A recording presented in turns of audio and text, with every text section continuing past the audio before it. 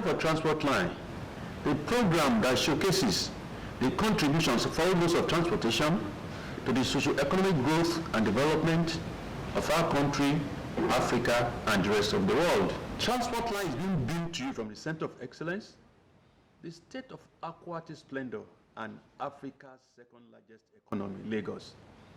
I am Shina Elegbede. Glad to know that you are keeping us company. It's a man's world. That iconic soul number was released in 1966 by the godfather of soul, James Brown. Yes, he said it's a man's world, but there will be nothing without a woman or a girl. That sealed it. So, without a woman or a girl, that's the female gender. The world is not there. In essence, the salt of the world is the female gender. Recently, the International Women's Day was celebrated. And I tell you, the social media and other media were agog with felicitations and greetings on the role of women to improve the socio-economic life of humanity. In Nigeria, all efforts are on to revive our economy. And I tell you, one of the major focus of the medium we can use to revive the economy is the maritime and blue economy. Yes, maritime and blue economy. We're going to try as much as possible to see how the Nigerian ladies have assisted in shaping the Nigerian blue economy. I have with me in the studio a representative of Women in Maritime Africa, Nigerian chapter, Ngozi Kalu, who is standing for our president. We want to see how far they've gone. It's instructive that since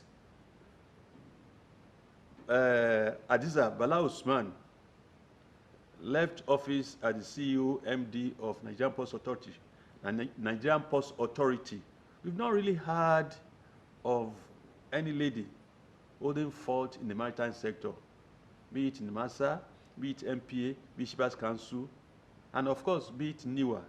So today we want to find out how the ladies have performed in assisting government to make sure that, yes, we can use the maritime sector, that's the marine and blue economy, to really galvanize Nigerian economy, and at the same time, let us know the challenges they are facing. Ngozi, welcome to the program. Thank you, sir. Yeah, Ngozi, maritime and women in maritime Africa, Nigerian chapter. How has it been in terms of your contribution to the socio-economic life of the average Nigerian in terms of the maritime sector? Well, thank you, sir. In terms of the maritime sector, I'm representing Women in Maritime. Women in Maritime, these are association of women professionals that have come together to team up and find out and know what they can be able to achieve. Because they find out that it has been a man-man world or a man-man thing. And on that note, they are the voice that you are hearing today that is advocating for equality in the industry. Equality in interview, equality in job, equality in professionalism as it relates to maritime industry. Now coming to your question, how are the women trying to improve in the economy of the country? Women in maritime, in quotes. That is our own contributions. Then, if you talk about maritime industry, today we have women that are operating in the vessel, in the ship. For example, LTT presently, they have 1 or 2 vessels that are being manned by women only, from captain to the least person in the vessel, to the least crew. They are all women. if you talk about management in maritime industry, port management, women are there. They are there to oversee the activities of the industry. We are everywhere, unlike before, though we are not more than 2% in the industry. And that is why you see this organization trying to come up with something tangible to create awareness and let other women out there know that there is a place like a place for them in this industry. We have teachers. We have people that trainers in this industry. When you come into the industry, you see women training other women on how to achieve 1 or 2 goals in this industry. So we are trying to create more awareness so that women that are out there, they know that they have places where they can fit in this industry. Nurses have a place to fit in the industry because we have medical sectors in this maritime industry. Teachers, lecturers, there are places they can fit in this industry. They can fit in teaching, they can fit in researching. Because as it is now, education and research are important in any society. And when we have women in this particular sector that are into education and into researching, you find out that a lot of women would be interested to come in. And that is where we find our place, where that is women will make room for each other. They say, when you train a woman, you have trained a nation. It's not just, the woman is not just there for herself alone. She is there for her son, which is a man. She is also there for her girl child. So employment opportunities are, I can't overemphasize on that. There are numerous employment opportunities in this industry. Yes, thank you very much, Ngozi. We've, like I mentioned in my intro, since the era of Hadiza Bala Usman, we've not heard of the female gender at the top of the M affairs. Name it is in Massa, MPA, Shipper's Council, or never. But today, you mentioned that we have vessels, 2 vessels to be specific, that are all female crew members. What has been their challenges? Oh.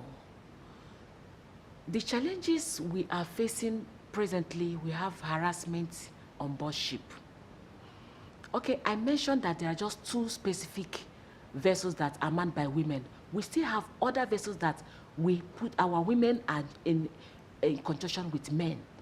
So in that kind of place, you find out that our women are facing with harassment and safety concerns because sometimes they are being harassed on board. Then you talk about work-life balancing. Women, it's difficult for a woman to balance the family responsibilities with sea or, yes, offshore responsibilities. And in terms of this, if where you have an understanding head, which is supposed to be a woman, that knows that you have children at home, you have a husband at home, on that note, I should be able to give you like 1 month on, 1 month off, instead of 6 months to be on a sea at a goal. When we have women at the head of affairs of this industry, those things will be considered. But some marriages are suffering that now because the women are not given such opportunities because we don't have women at the head of affairs. Then another challenges we are facing now is limited. We have limited in career progression. So most people have this as their career, but because it's known as a man-dominated industry, they feel they want to use the opportunity to sidetrack women, whereby their career, they cannot be able to achieve their career because the men want to show them that this industry is meant for men and not for women. and it's affecting women as well. Another challenge we have is gender stereotype and bias. In this particular industry, the gender that is pronounced more are male gender, and they use that opportunity to still sidetrack women.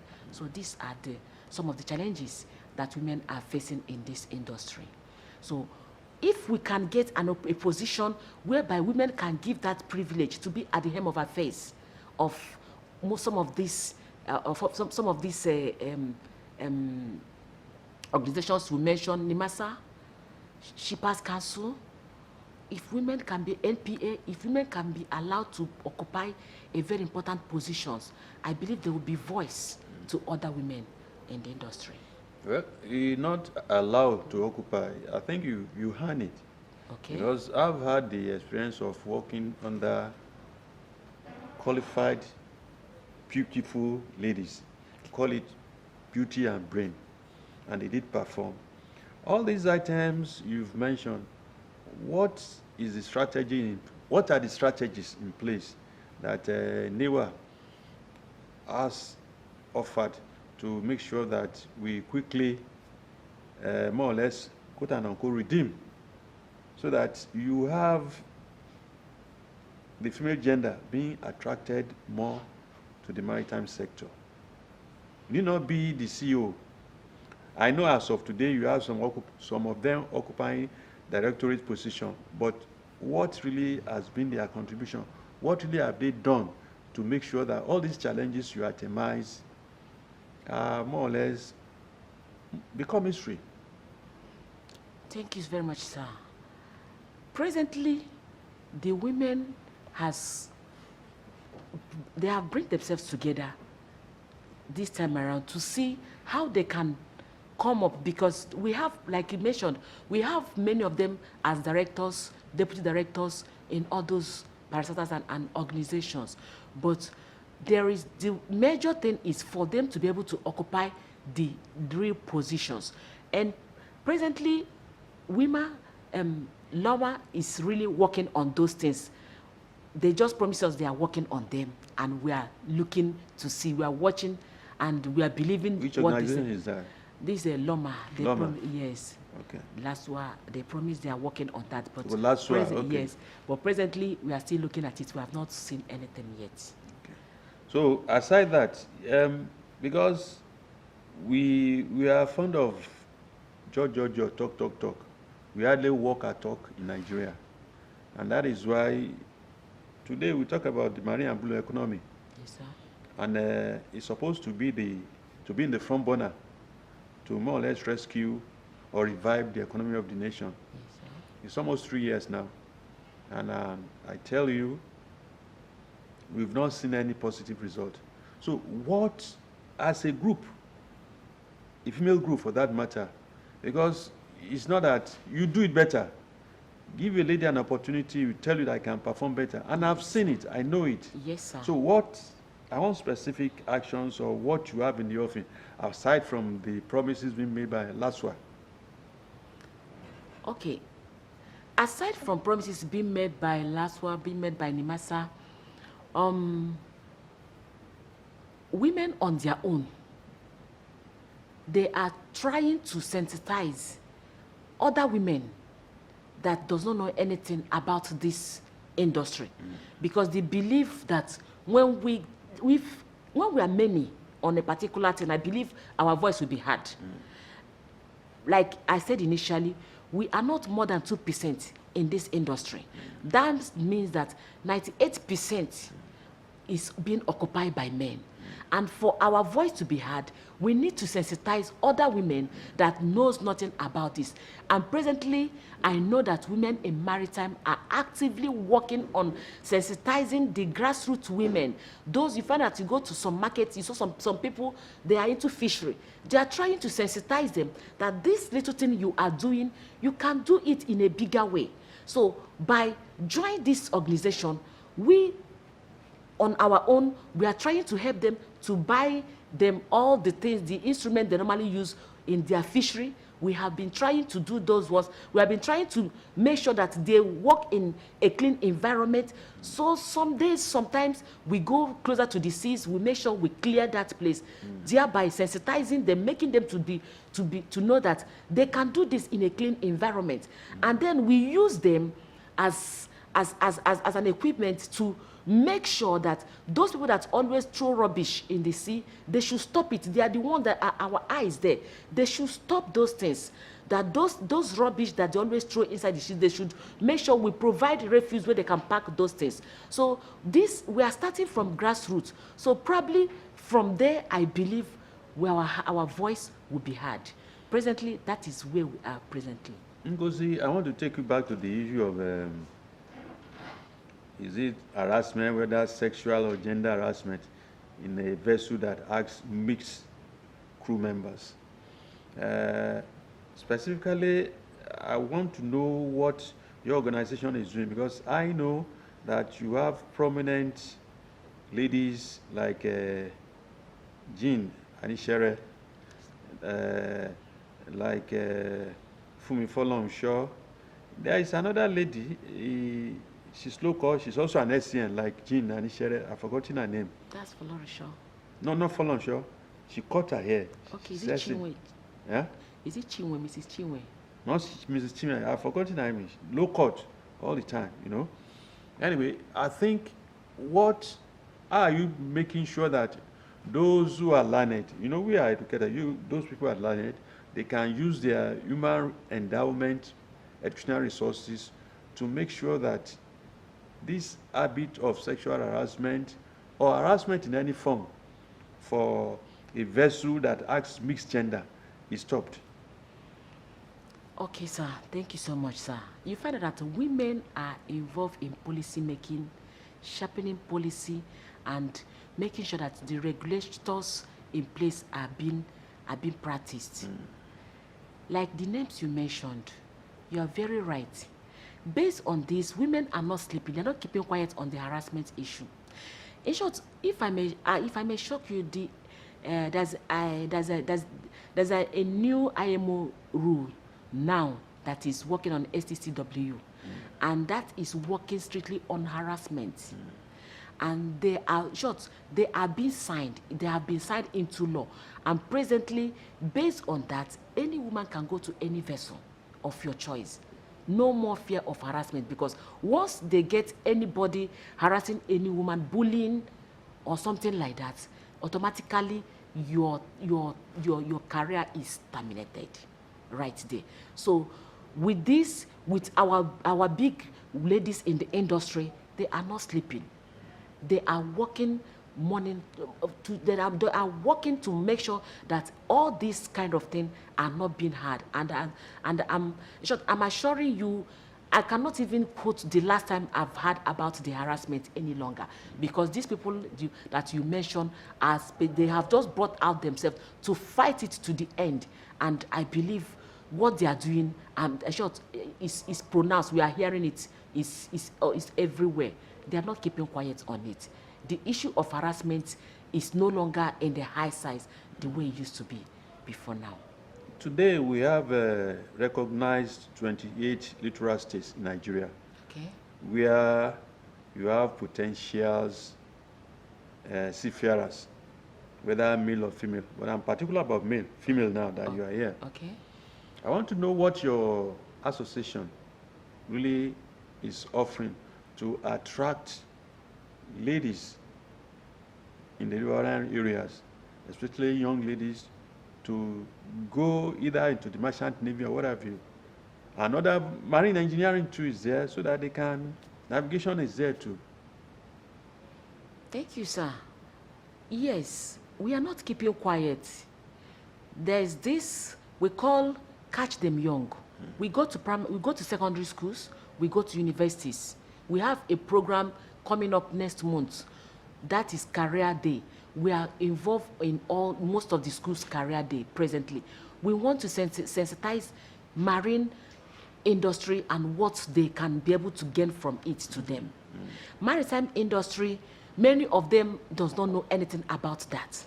And based on your question and based on this, our career day is not just only in Lagos State alone. We share ourselves to different states, whereby we gather students together at a particular school, and we talk to them on the benefit of joining maritime industry.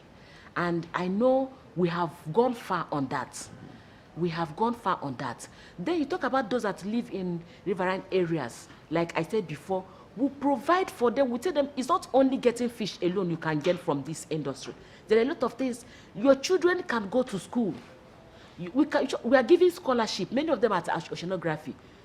I know my company, Ocean Deep Services Limited, presently the CEO, Rollins McFoy, have up to 7 people at oceanography. Presently is single-handedly paying for their school fees. Then in the time of JAMB, people that are still in secondary school, he buys their JAMB form specifically, introduce them to oceanography or ORON, where they can be able to do what? To specialize in maritime industry. So based on that, women in maritime are not left behind. They are doing their best to make sure that we catch these young ones. You catch them young, and we sensitize them, because we can easily catch them now that they are in the school than when they left the school. So we are not sleeping on that, sir. Ngozi Kalu, a representative of the Women in Maritime Africa Nigerian chapter, I want to thank you for finding time to come to enlighten us on your achievements and challenges as regards the role of women in the maritime sector. We look forward to May 8, when the IMO will celebrate the International Women's Day in the maritime sector, and we'll see what your organization will have on the offering. I appreciate your comment on the program. Thank you, sir. Well, yes, the Middle East, that is US, Israel versus Iran, war is still on. And of course, virtually everybody is feeling the pinch in terms of transportation. Talking about fueling or dieseling. My simple advice, only make what I call productive journey. Don't just go out or take your car. And where possible, visible, with good security, make use of public transportation. But most importantly, continue to be your brother's keeper. Compassion is the key word. Till next time, bye-bye for now.